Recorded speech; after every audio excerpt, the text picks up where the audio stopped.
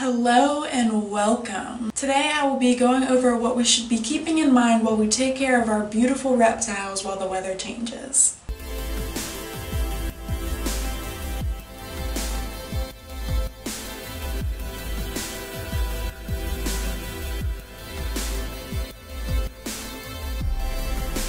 So as we get into these colder months, it is critical that we pay attention to our tank temps for our baby. Their health depends on it. We also need to be sure that we keep track of our house temperatures because that does affect the heat in the tank. It is also really important to remember that we change out our bulbs every 6 months. These bulbs do dull after 6 months. Even if they still are running and working, they do lose their strength, both the UVB and the heat bulbs. So we need to change them every 6 months because during these cold months, it is definitely not the time for weak bulbs, nor is any time of the year, but especially not this time of the year.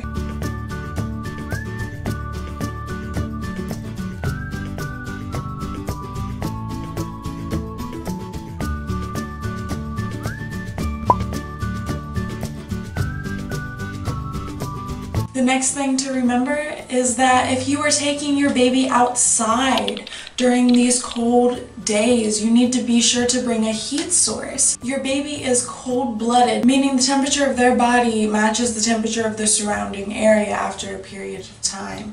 So you need to be sure that they have a heat source of some sort. You need to make sure that you keep them warm. It is very imperative for their health that you need to do this during these cold months. Next is food. A lot of foods are going out of season during this time of year, so we need to be sure that we try our hardest to still feed fresh and live food as much as possible, opposed to feeding processed, frozen, and or freeze-dried food.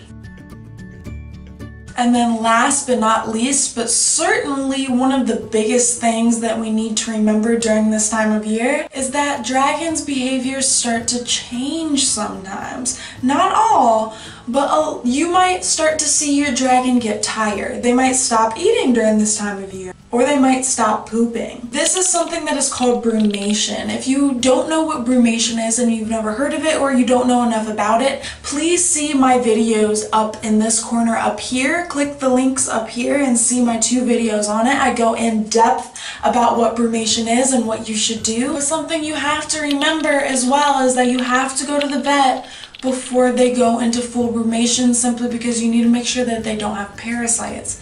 Because if they have parasites before they go into brumation, it's not a good scene. They just eat them up while they're sleeping and then they don't end up waking up from brumation, and it's really sad and you don't want that. So be sure to go to the vet before they go into full brumation. With that being said, remember all of these tips and keep your babies warm during these months, and don't freak out when they end up changing behavior because of brumation. So with that being said, that is all I have for you guys, and from my family to yours, I hope you have a wonderful, wonderful week. Mwah!